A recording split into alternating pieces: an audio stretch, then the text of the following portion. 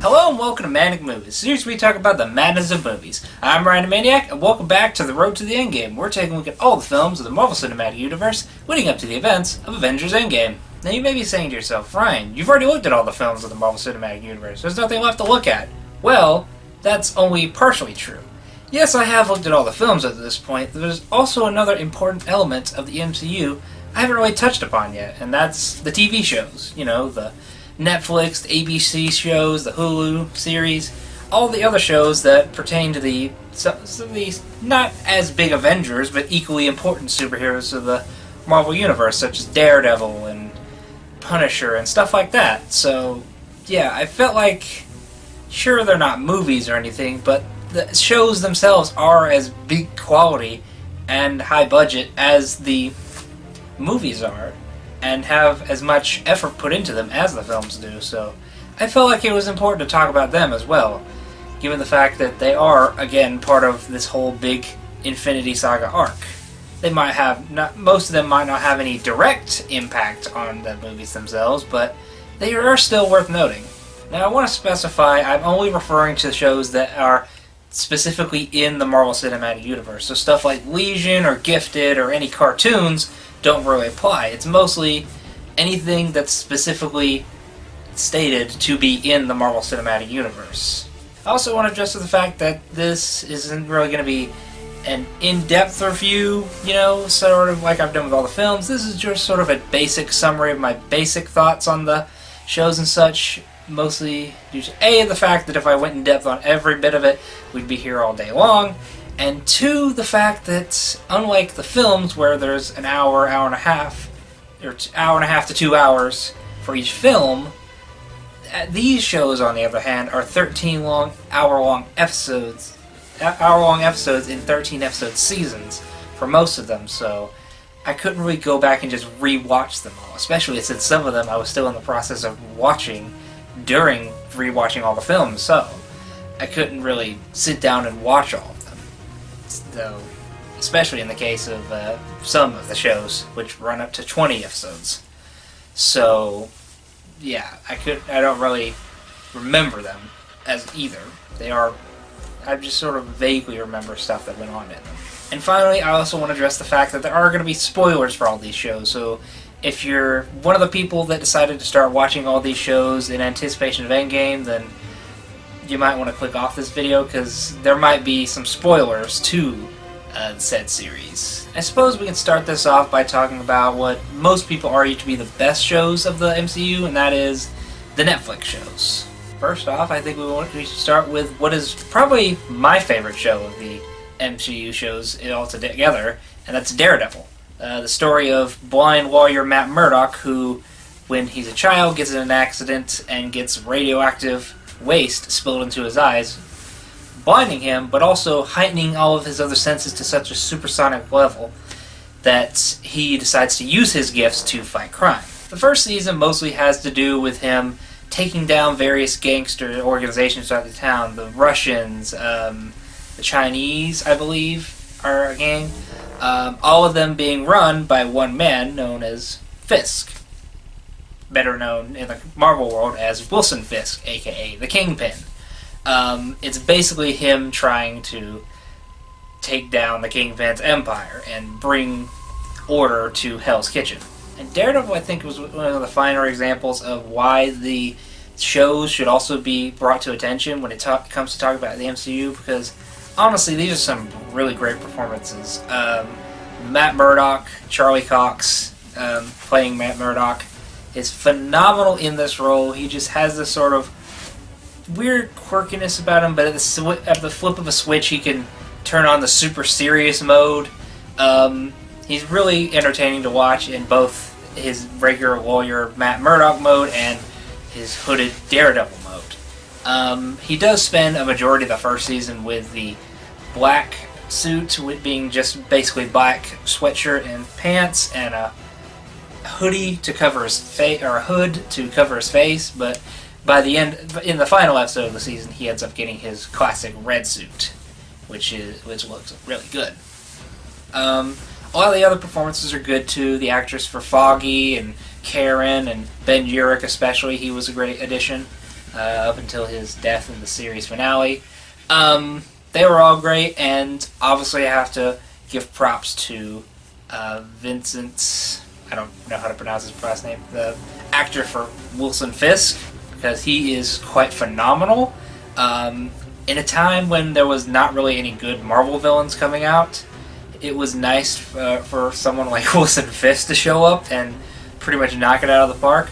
Though I do say he kind of does have an advantage in that he has a whole season worth to develop his character, as opposed to most of the other Marvel villains, which only really had one season. So, but still, he is quite phenomenal as a villain, and one of the best of the MCU shows. Season 2 had to deal more with the fact that there's a new vigilante arriving in Hell's Kitchen that most people are calling the Punisher because he kills all sorts of mobsters and gangsters and that sort of thing.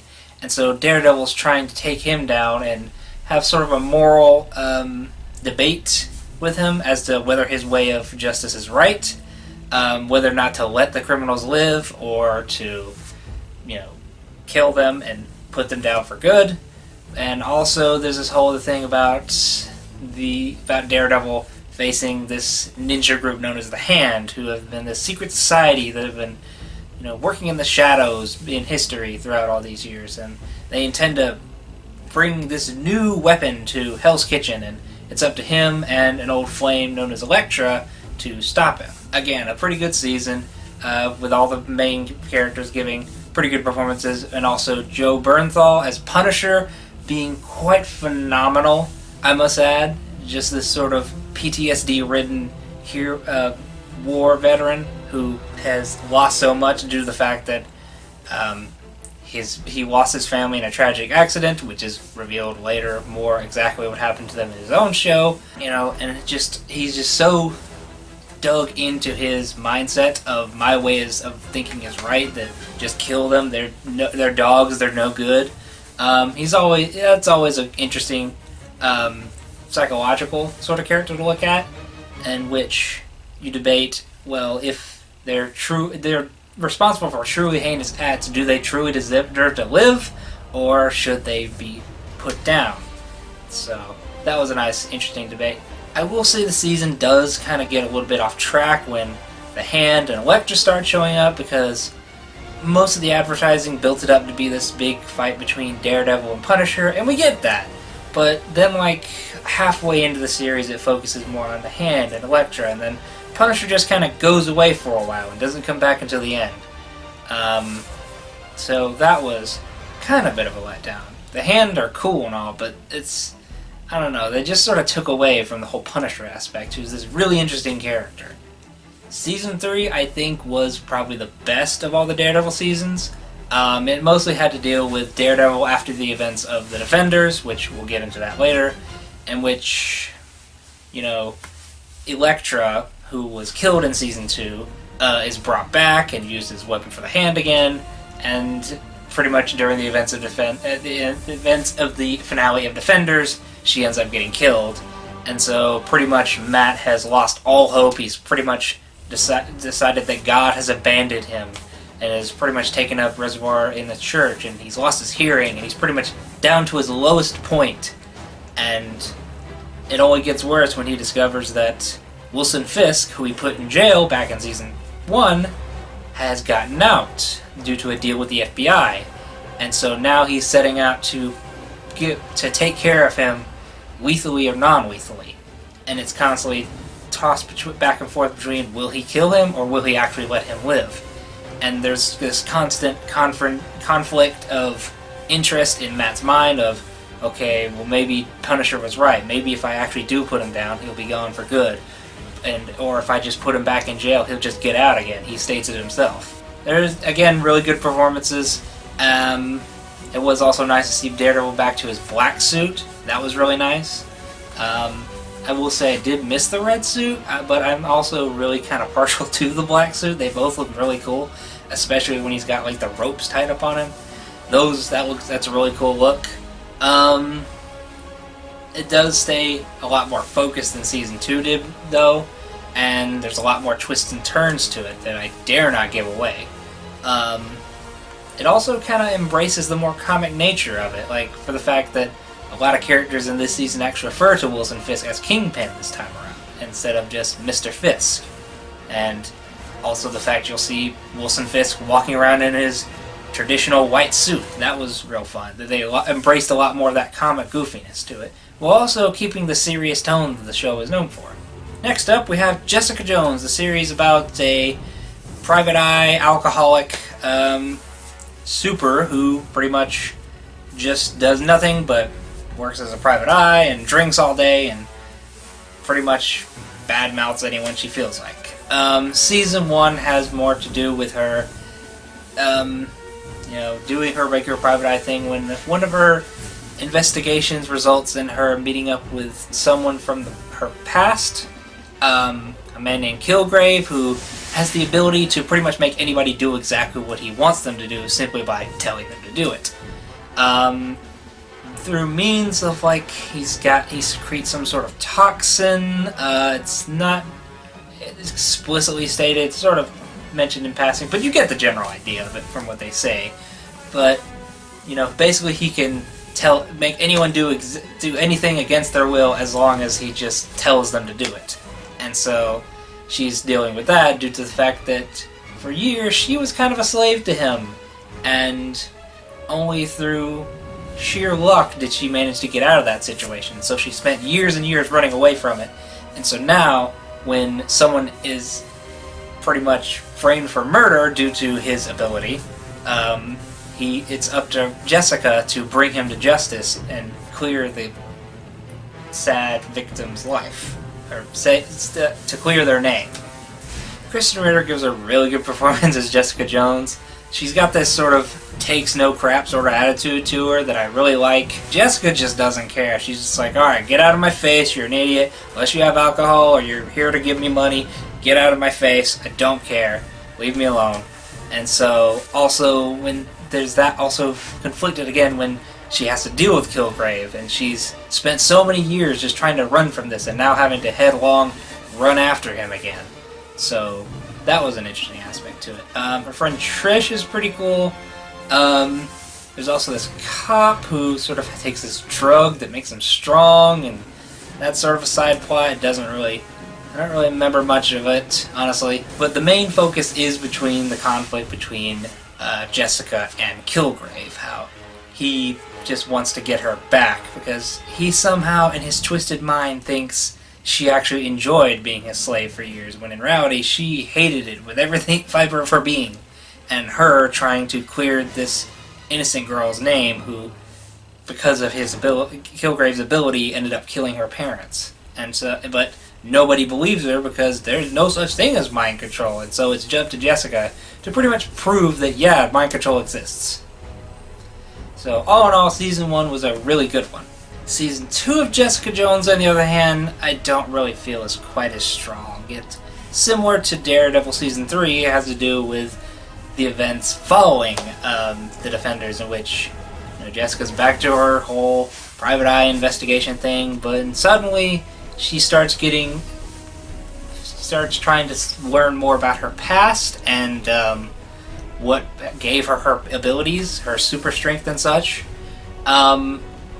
And for the most part, it is very unfocused and very poorly written, in my opinion.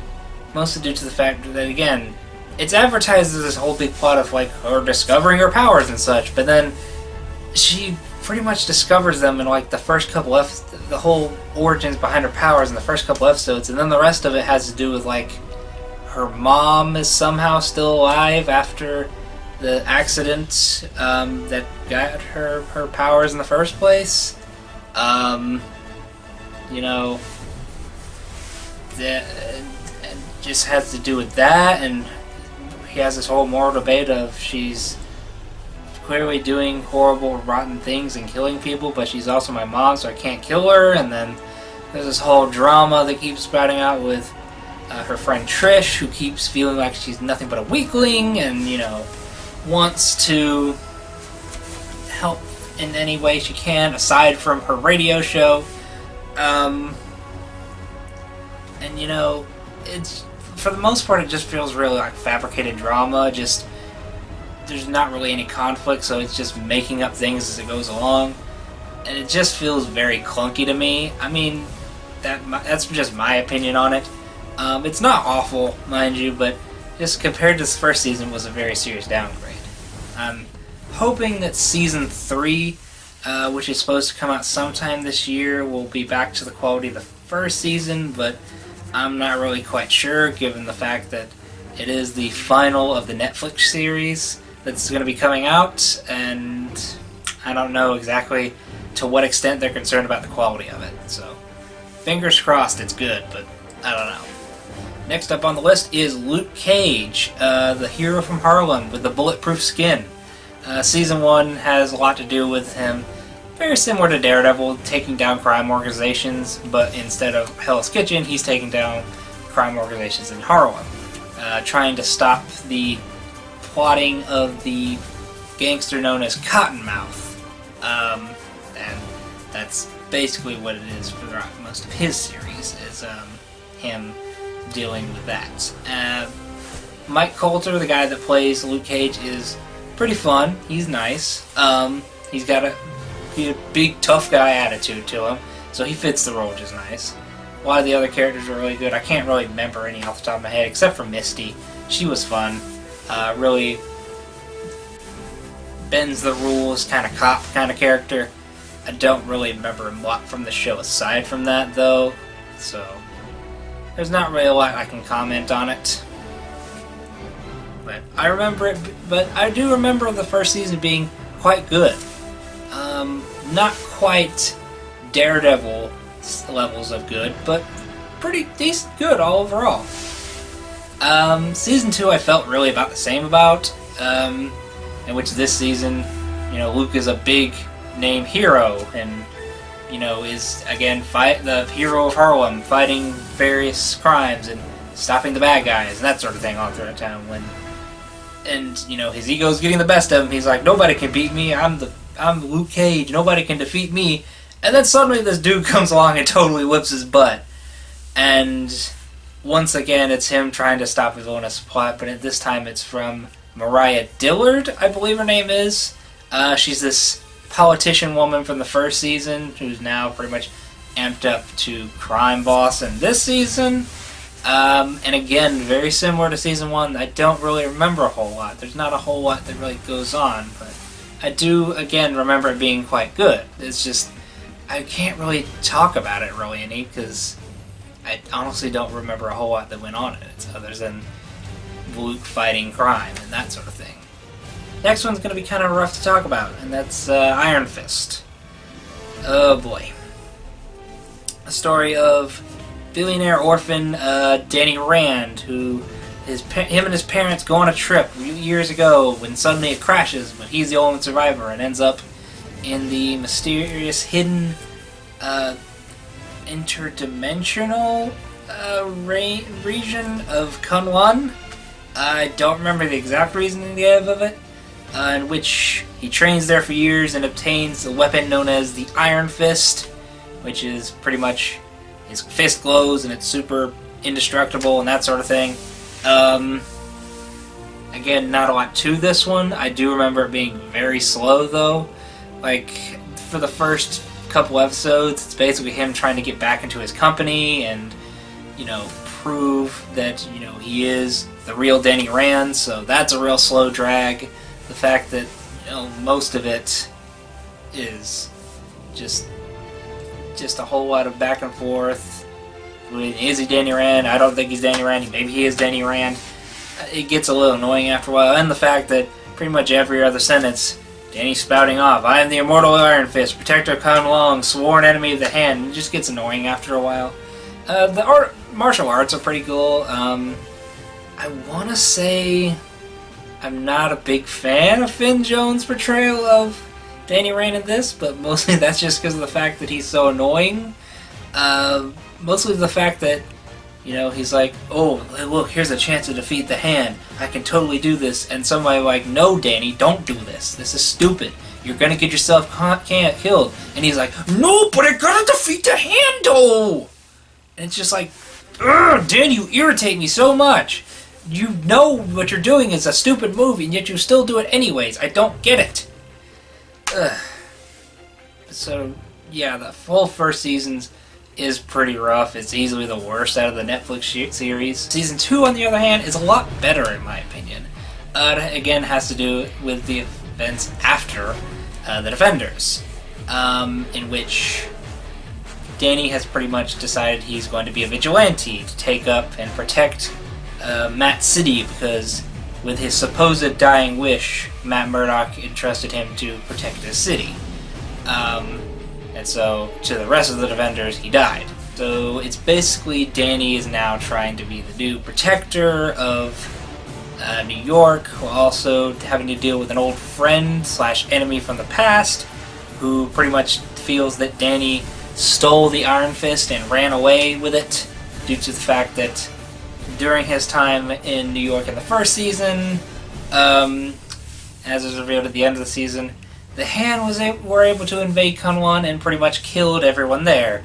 And so his old friend Davos has pretty much said, you stole the Iron Fist, you're not worthy to hold it since you failed to do your duty and keep Kunlun safe. Basically just him trying to keep Davos from stealing the Iron Fist and such. Finn Jones is a lot better in this one. He's not making really stupid decisions. He's thinking things through a lot better, which is so freaking nice. It is sad to say that though this was like the last season of Iron Fist, especially given where the finale was going. It was getting actually kind of interesting, and so it was sad to just see it just sort of end like it did, but I don't know, maybe if perhaps Disney Plus or Hulu are going to revive the shows, maybe we'll get to see more of it. I don't know, but it is kind of sad to see it just sort of end when it was getting so good. Next up is The Defenders, the big Avengers-esque meetup of all the heroes up to this point, with Daredevil, Jessica Jones, Luke Cage, and Iron Fist. It's pretty much all of them trying to defeat the Hand, and that's about it. Which one of the members of the Hand have resurrected Elektra to be their weapon of sorts. It's not really a lot to it aside from they just have to do that, which isn't bad. That the first Avengers didn't really have a big plot either, and it mostly worked off their personalities of the different characters. This, on the other hand, I don't really think worked as well, and mostly I think that's for the fact that they don't really meet up till halfway through the series, which is kind of annoying when the fact that the series is called Defenders and the heroes don't even meet up till halfway through. I don't really see how that was the good call there, but I don't know. It was okay. It was certainly better than Iron Fist Season 1, but at the same time, it wasn't this big epic that everybody was expecting it to be, but it was fun to see a bit better of a Danny Rand prior to Season 2 of Iron Fist, but still being quite annoying. But overall, it was okay, but at the same time, not something I'd really praise over or anything like that. And that brings us to the final Netflix series, and that is The Punisher, which is a really good one. Season 1 pretty much has to deal with the fact that he's abandoned the Punisher lifestyle. He's killed pretty much everybody he thinks was involved in his family's death, and he's pretty much reserved himself to construction worker life, but then suddenly he learns more about people who were responsible for his family's death, and so he goes on a war once again to get revenge and punish those responsible for his family's death. Joe Bernthal, again, is really good, and I like the fact that this series, as opposed to Daredevil Season 2, we actually do get to delve more into his mindset and his background and understanding his way of thinking and the PTSD he suffers from as a result of his family dying and how it's affected him so much and how he's filled with so much anger and hatred. We also get to see like a bit more of his war buddies, like Billy Russo and Kurt, I forget his name, and also Special Agent Madani was pretty cool. All in all, a pretty good cast. Again, it is just sort of, it really is cool to see Punisher around just blowing stuff up and taking out bad guys. It's very different to all the other ones, where all the other ones didn't really have a stance on killing them, whereas the Punisher just goes all out and butchers them all. I will say it is the most mature out of all the shows. So keep the kids away. And there's also this tech wizard, Micro, who is helping Frank hunt down all these guys in exchange for exposing another group so that he can pretty much return to his family, who thinks he's dead. He's pretty cool. And yeah, for the most part, it is a really good season. Season 2 is also okay, but at the same time a little less unfocused. It has more to do with Frank. After the events of Season 1, he's finally, brought to justice the people who are really responsible for his family's death, and that being his friend Billy Russo. And he's pretty much got revenge on him. He can finally move on. He's pretty much traveling the country, and when on one of his stops, he gets involved in this sort of blackmail trade gone wrong, and he meets this girl who is being chased after people, so he vows to pretty much find out why they're chasing after her and, do what he does best and put a bullet in their head. And also there's this other guy known as Pilgrim, who's sort of been sent to take Punisher out. He's not really delved into that much. He's just kind of there. For the most part, he's not even in really much of the season, and he's kind of shoehorned into the finale in a way. It's weird, but I don't know. Overall, it was really good. Again, performances were pretty good.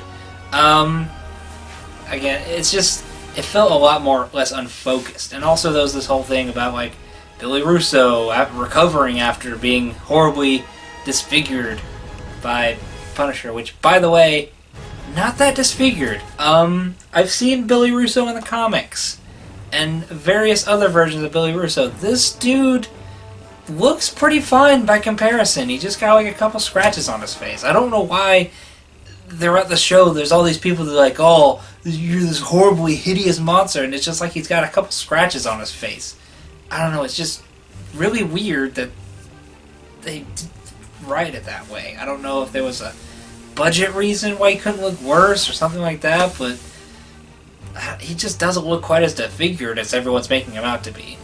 But, aside from that, and also the fact that all the advertising made it out to be like he's getting revenge on Frank for horribly disfiguring him. But throughout the season, it's mostly more he doesn't even remember what happened, and so it's sort of him reconnecting his fragmented memory. It's very much all over the place. I really don't know what they're going for. I do kind of like it that it subverted expectations, but at the same time, it doesn't really go anywhere. For the most part, there honestly isn't really even much of a primary antagonist. They're just one antagonist and then jumping right to another. I don't know, it just feels like a Saturday morning cartoon where there's a villain of the week, but it's more like villain of the episode. I don't know, it just felt very unfocused compared to the first seasons. But it's still good. You get to see Frank doing what he does best and, killing bad guys and that sort of thing. Next show I think we'll talk about will be Agents of S.H.I.E.L.D. from ABC, which, out of all the MCU shows, is kind of the most closely connected, mostly in the fact that events from the movies directly affect the events of Agents of S.H.I.E.L.D. It is a very roller coaster sort of tone, sort of its quality at least of the show. The first season has to do more with introducing this Agents of S.H.I.E.L.D., a team led by Agent Coulson, who while he was killed in the events of Avengers, was revealed to be brought back to life through some alien Kree blood was used to make a serum that brought him back to life, and it was this whole weird thing of it was this program designed to revive an Avenger, and he was considered to be an Avenger by Nick Fury. I don't know, it's kind of weird. It's one of the darker scenes of the MCU, seeing him lying on a table with like his brain being picked at, screaming, "Let me die, please let me die." Just don't let any kids watch that. Oh jeez. But aside from that, most of the show is a lot more lighthearted. The first couple episodes of this first season are not great at all. The first couple episodes just have to do more with this tone of like villain of the week sort of thing, where it's like him and his team are investigating different disturbances. It's not until up to like maybe the halfway point, or maybe like the 10th episode in, that it really actually starts to get good, when there's the whole Hydra takeover of S.H.I.E.L.D. from Winter Soldier, and it's revealed one of his teammates is an agent of Hydra, and so it's him and his team having to deal with that. And so once it gets to that, it's a lot better. Coulson himself is a lot cooler than he was in the films. Films, he was mostly paid up for comedic effect, and here he actually gets to be his own really cool character. There's a lot more done to him, like for the fact that in one season he loses his hand and now has like this cool robotic hand that can do all this, that can turn into a gun and that sort of thing. Think Claw from Black Panther, but just a lot cooler. So it was nice to see a lot more in-depth for him. Season 2 had to do more with like the fallout of S.H.I.E.L.D. and also the introduction of Inhumans. Season 3 had to do with this weird interdimensional rift thing, in which like the original creature that was meant to be the reason behind Hydra, it's very weird and convoluted and kind of the weakest. Season 4 had a couple different plots going on. The first being the introduction of the Ghost Rider, who was really cool. And also there was this whole thing, again, a couple episodes about like life model decoys, which is like doppelgangers of the agents, and then finally a plot involving them being stuck in like a virtual world in which Hydra reigns and that sort of thing. Season 5 had to do with them getting sent to the future for the first half, and then trying to find a way back, and once they do get back, them trying to prevent this horrible disaster that results in the Earth's destruction. So there's a whole lot of different side plots going on in the show, so much that I don't even remember them all. And there's a lot of rotating door characters. For the most part, they all really do give good performances. So I remember years ago just hearing it wasn't that great, and after those first couple episodes, I was starting to think I was right, but then like after the whole Hydra takeover thing in the first season, it really does start to pick up.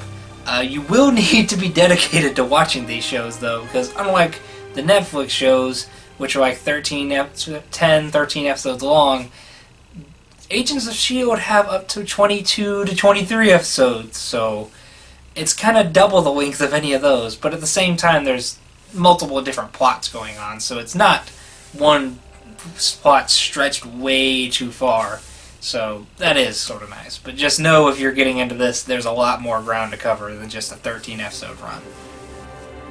Next up would be Agent Carter, the spin-off series about Peggy Carter after the events of First Avenger, in which pretty much after Steve has gone into the ice, it's pretty much dealing with her serving in the SSR, I believe, and going on missions, taking down different baddies. The first season has to deal more with her, like, proving Howard Stark is innocent of selling nuclear weapons or something to foreign countries. I don't remember exactly. And then the second season has to do with, like, finding this weird substance, like gravitonium something, I don't remember exactly.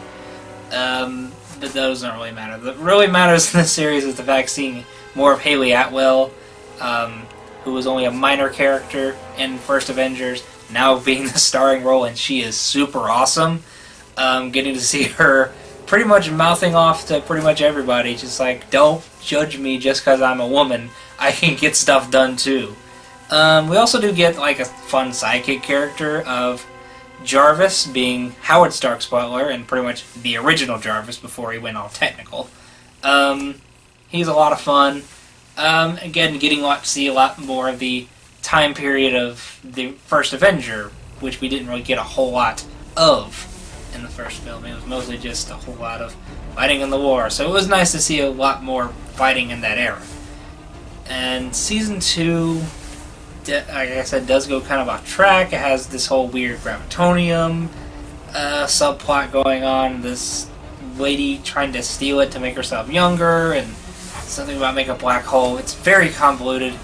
It's a bit weaker, but at the same time, it's not awful. A lot of the whole, again, Haley Atwell fun. It is sad to see that it sort of ended on a cliffhanger, but depending on the way you look at it, it kind of doesn't have to be a cliffhanger. But all in all, it was a really good series to finally see more of Peggy Carter.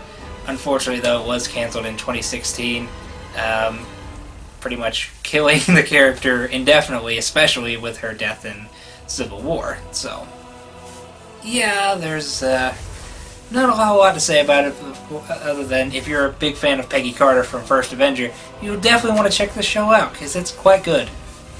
Next series I want to talk about is Hulu's exclusive series Runaways, which has to do with a group of teenagers in California who pretty much discover that their parents are supervillains, so it's up to them to pretty much expose them as supervillains while also dealing with their newfound powers of their own. Season 1 has to do with the fact that they discover that their parents are supervillains, and they're like, okay, well, what do we do? These are our parents. They can't possibly be supervillains. We're just clearly seeing things, but as the time goes on, they start to learn more and more. Yeah, our parents are definitely super villains. And so it's them trying to deal with that, and, you know, also the fact that they are discovering powers of their own. The fact that there's Alex, who has like super genius intellect, Nika, who has a staff in her family that lets her pretty much use magic in a way, Molly, who has super strength and short burst, Chase, who also has super genius intellect and makes these things called the Fistigons, sort of think Iron Man gauntlets in a way, and Charlotte, who is this alien creature from another world, and also Gert, who has a mental link with a dinosaur, so that's really cool. All the cast really does give good performances, both the kids and the adults, or the parents. And I do like the aspect of the fact that they're not just being evil just for the sake of being evil. They're doing it because they're pretty much being blackmailed by someone who's threatening the kids for if they don't cooperate. I understand in the comics they have more of a sinister tone, but it was nice that in this they do have more of they're being blackmailed. They don't like doing this, but this is just what they've had to do to survive and keep their family safe for all these years. Yeah, that was an interesting aspect. It does get a little bit convoluted with like aliens and transfiguration pods, like they have to sacrifice a person to make the big bad guy Jonah better or something like that. It gets a little confusing, but for the most part it's easy to follow. And it's a pretty good show. Season 2 is where I think it starts to delve downwards a bit, in which the kids have been framed for one of the parents' sacrifices, and so they are now the titular runaways. They run away from home and are now living like in an abandoned mansion, and are pretty much, again, trying to expose their parents while also dealing with each other. It's more or less sort of the same as the first season, except for the fact that now there's sort of new drama every other episode. Like, it feels like every episode that kids are constantly starting fights with each other over very stupid reasons. It's like, and like immediately after one's solved and everything's back and good again, suddenly they're fighting over something else, and it's really annoying after a while. It just feels like a bit more communication here would help here, guys. I mean, it's not like your parents are trying to look for you and frame you for murder or anything. Why won't you communicate? For the most part, it is pretty much the same thing as the first season, except for a couple of new developments that I won't really get into. But it is a downgrade compared to the first season, mostly just, again, due to the fact that there's constant drama going on in every other episode.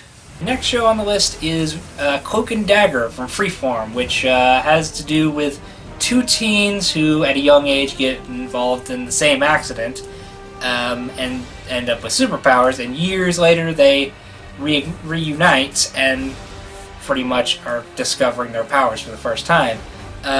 Being that Tandy Bowen has the ability to control light and form small daggers out of light, and Tyrone Johnson, who can control darkness and shadow, and pretty much when he puts a hood on himself, he can pretty much teleport anywhere, similar to like a shadow in a way.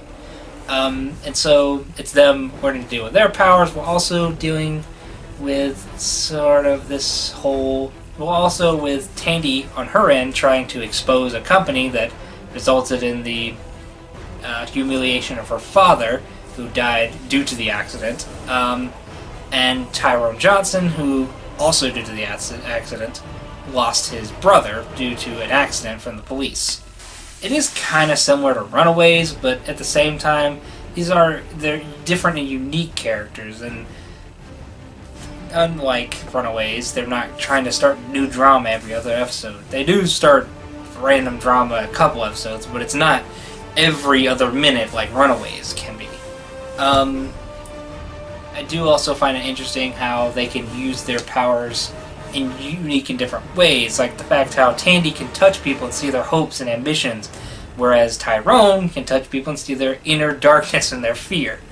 And when they use them together, they can meet this whole new combination. Like they use both their powers in unison on a guy in a coma, and they're able to pretty much get into his head and see that he's reliving one moment over and over and over again, for so much to the point that he doesn't even remember his name, or that anything is going on in the outside world. So that's interesting. Can't really go into season 2 that much, mostly due to the fact that I haven't really watched it yet, but also the fact that I don't really want to judge a project as a whole since it is only a couple episodes in.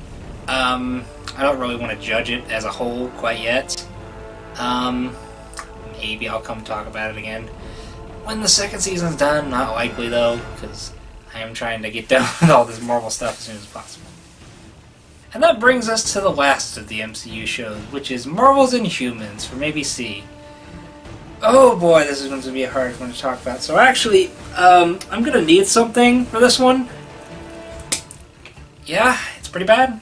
Yeah, this one's really, really bad. Like, you thought Iron Fist Season 1 was bad. That was Citizen Kane compared to Inhumans. So, Inhumans. You know those things that were introduced in Agents of S.H.I.E.L.D. Season 2? Sort of like X-Men, but not X-Men, because they didn't have rights to X-Men. Where there's these beings that have superpowers and such. Well, this show has to do with them having a colony on the moon. Have I lost you yet? No? Okay. Well, they pretty much live in this big society, and, their king has this ability in which he's so powerful, he cannot speak, so he speaks in sign language for most of it. He's got a queen who is able to use her hair in weird ways and bend it and shape it, and a couple other characters, a tactician dude who can pretty much see all possible outcomes. And then there's his brother who doesn't really have any abilities. And there's also this other girl, I don't really know, who has this link to this teleporting bulldog. Yeah. So basically the plot revolves around, like, Black Bolt, the king's brother, trying to take control of the throne, in which he, banishes Black Bolt to Earth, strips the queen of her powers, and all his other aid gets sent to Earth as well. And so it's pretty much his brother trying to take it over, and for the rest of that, it's just them trying to get back and stop his plot. And yeah, there's really almost nothing going on here, so I can't even really talk about it that much, other than saying how bad it is. Sure, many of you remember the Fantastic Four movie from 2015, in which for a majority of the movie they don't even have their powers. Yeah, imagine a whole show like that, in which you have a character who can control things with her hair, but then in the first episode gets her hair cut off and doesn't have any hair for the rest of the whole season. It's not like there's even this big reveal where her hair grows back. She just doesn't have hair for the rest of the season. What's the point? And the tactician dude who can see all possibilities, he bumps his head. Can't see anything like that. And then everybody else, almost no one uses their powers. It's just people wandering around looking confused the whole series. And it's just, it's so awful. You can definitely see why this was a canceled movie if this is what we were going to get. Because, boy, I know I'm just sound like a broken record at this point, but it's really bad. It's just this super generic overthrow the throne plot that has like almost no element of Marvel to it at all. Like, at least every other show on this list has some sort of connection to Marvel. But this, other than the concept of Inhumans, has nothing to do with the MCU. It's almost pointless to watch this show other than the fact that it's MCU! So bad. There are good elements to it too. Like, I like the fact that the king can't speak for most of it. And he has to speak in sign language. That's actually kind of interesting. I like the teleporting bulldog. He's cool. Not because he has any important speaking roles. He doesn't speak or anything. He's just a cool, giant teleporting bulldog. But aside from that, there's like nothing. I remember sitting through that leading up to Infinity War because I decided, I want to watch all the shows. And I remember just sitting there just going, how many more episodes do I have? Because I'm just sitting there.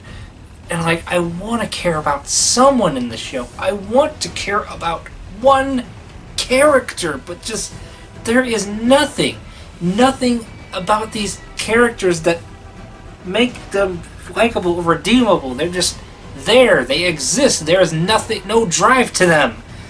Ugh, it's infuriating. The only good thing I have to say about Inhumans is thank goodness the fact that it only got the one season, number one. That it was canceled after one season, and two, that it's forgivingly short of 8 episodes. But even then, that feels so long. Ugh. It really is that bad. Like, it physically hurts trying to think about this show. There's just almost zero redeeming qualities to it. There's just nothing. I like the dog. That's about it. All the other characters, I felt no connection to. Nothing about me made me relate to them or care about them or want to see them succeed. I'm just like, get this over with so I can say I watched it and be done with it. And it's more of a curse having watched it than it is a reward. Okay, I got that out of my system. So yeah, that's all the shows of the MCU. It is interesting to have seen a different take on a lot of these other heroes that weren't quite as big enough to be on the big screen, but also deserve recognition. I do wish we could have gotten at least some sort of reference to some of the heroes, especially the Netflix heroes, in the movies. I just hate the fact that there's these characters in the Netflix shows are all so strong, but then like don't get used in any way in the movies. Like, I'm not asking for anything big, like Daredevil fighting alongside the Avengers or anything. I would settle for like Matt Murdock in a courtroom. I would settle for that, just to say like, hey, look, I remember them. They exist, or some sort of acknowledgement that these heroes actually do exist outside of, the shows. But I don't know. Given the relationship behind the scenes, I don't really think that's likely to happen anytime soon. Maybe with the new saga after Endgame, maybe we'll get some love for them if they do get revived, but even then, not very likely. It seems like after Endgame, Marvel's moving on to bigger and better things, but, I do enjoy the time I had for most of these shows. Most of them. So yeah, with that, now we are finally done with the Marvel Cinematic Universe. Taking a look at everything up to this point. I mean, I suppose the only real thing we didn't really talk about was some of the short films, but mostly those were just used as like a setup for some of the shows. Like Item 47 was a setup for Agents of S.H.I.E.L.D., or The Peggy Carter one was being a setup for Agent Carter. Thing happened on the way to Thor's hammer, having to set up Thor. The Consultant having to do with the aftermath of Incredible Hulk. And I think really the only significant one that's anything different that's not setting something else up is the Hail to the King one, which has to do with Ben Kingsley's Trevor character from Iron Man 3. Pretty much getting interviewed on how he got to this point and how his experience in prison is, and also revealed the fact that there is a Mandarin in the MCU, but, you know, not likely going to show up anytime soon, but whatever. For the most part, though, those don't really have anything to them, so I think it's safe to say we've touched upon everything. I'm not counting any prelude comics or anything, mostly due to the fact that it's called the Marvel Cinematic Universe. I don't think comics should really count for the cinematic universe. I mean, that's all fine and dandy if you want to, but I personally don't do that just for that reason. Also for the fact that a lot of the times the comics end up contradicting the movies anyway, so But yeah, we're all done with the Marvel Cinematic Universe. All that's left is Endgame. Which will be showing up in roughly a couple weeks. I'm not prepared for this, guys. It's gonna be rough. I will cry many tears in that theater. But all good things gotta come to an end. And this is the end of the MCU Phase 1.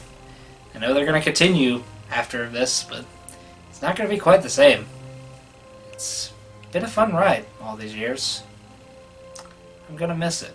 But anyways, thank you all so much for watching this video. If you've stuck through all of this video, by the way, and made it to this point, I want to commend you for making it through all this, especially me ranting about Inhumans. But if you enjoyed it, you can feel free to leave a like down below. You can feel free to give a comment, giving a suggestion of something else I should take a look at. Given the fact that, you know, again, I'm about to be done with all the Marvel stuff. I have a couple ideas in mind, but nothing quite concrete yet, so I'm open to suggestions. Or you can pretty much tell me, get a suggestion for anything I should look at, be it a game, a movie, a TV show, or pretty much any sort of medium. I'm open to anything, because you guys might have a suggestion for me of something I might want to look at, and I might have something to say about it. I don't know. Leave it down below, and we'll see where it goes. Or if you like, you can subscribe to see what other randomness goes on this channel, like the rest of the Manic Movies, the Road to the Endgame series. Get prepared for Endgame, guys, or you can check out some of my gaming videos, or some of my other random videos. I might just... after the Inhumans thing, I might just have to start doing rants more often, because boy did that feel good to get out. But yeah, anyways, with all that being said, stay sane in the insane world, and I'll see you little loonies later.